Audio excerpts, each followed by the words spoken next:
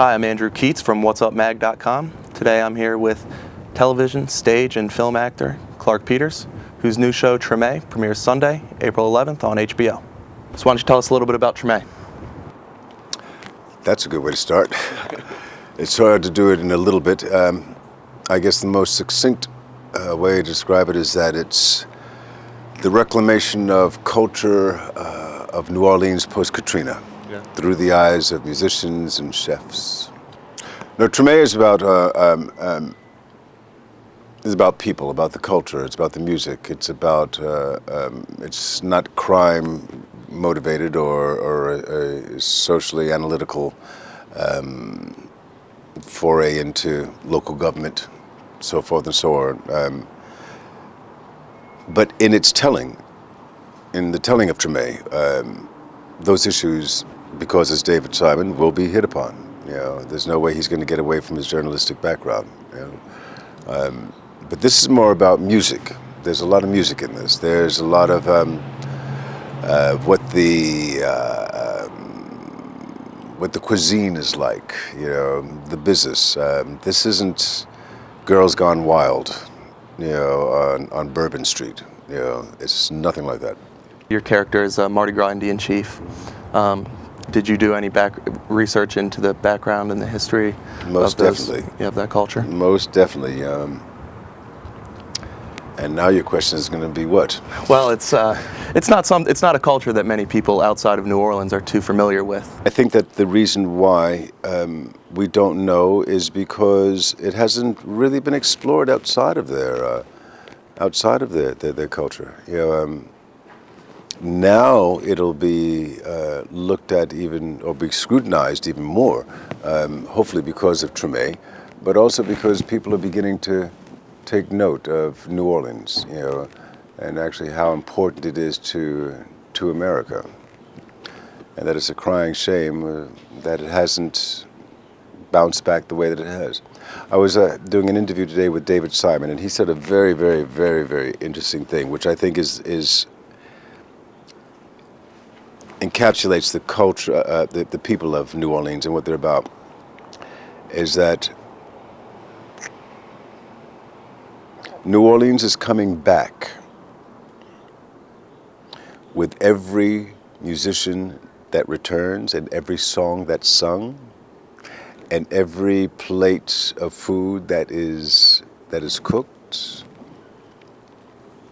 That's what's bringing it back, you know. And that has to do with the people who've been there, not one generation or have just come. These are the people who've been there for 2, 3, 4 generations, yeah. For a lot of viewers, it was very jarring initially when they started watching The Wire and seeing so many people who had been playing junkies or cops in the corner suddenly playing cops or criminals in The Wire. You played Fat Kurt in the corner and then went on to play Lester Freeman in The Wire, which is an example of that sort of dichotomy. I was wondering if you commonly get people coming up to you asking, or at least when The Wire was first premiering, people. Well, sadly, you know, the corner wasn't embraced as wonderfully as we thought it was going to be, you know, for whatever reasons.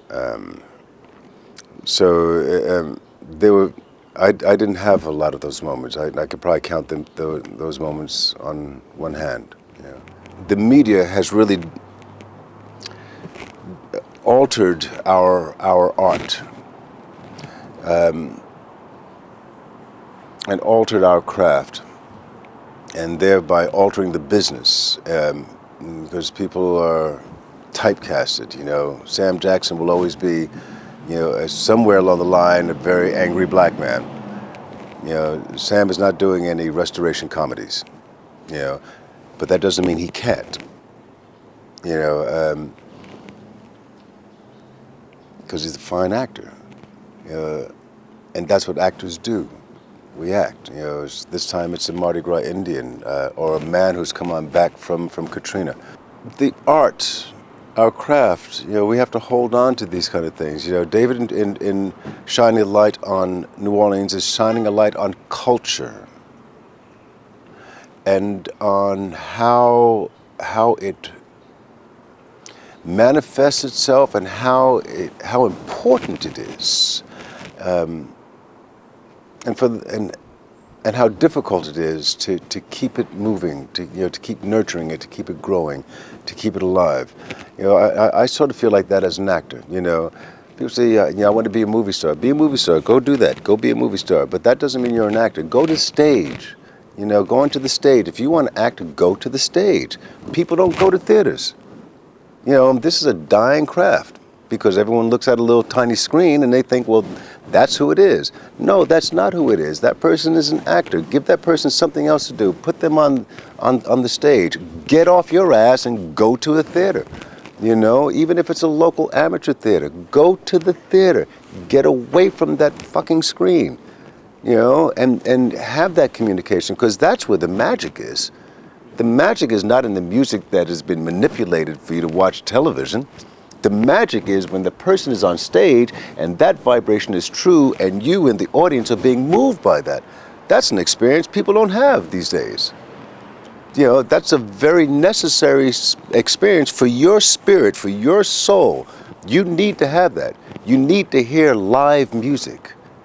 You listening to the radio, CDs or whatever. No. Listen to the person's breath while they're singing that song or they're playing that guitar or feel yourself with the person next to you being moved by that. We got to get out of this little box, And so moving from one character to the next character is just what we do as actors.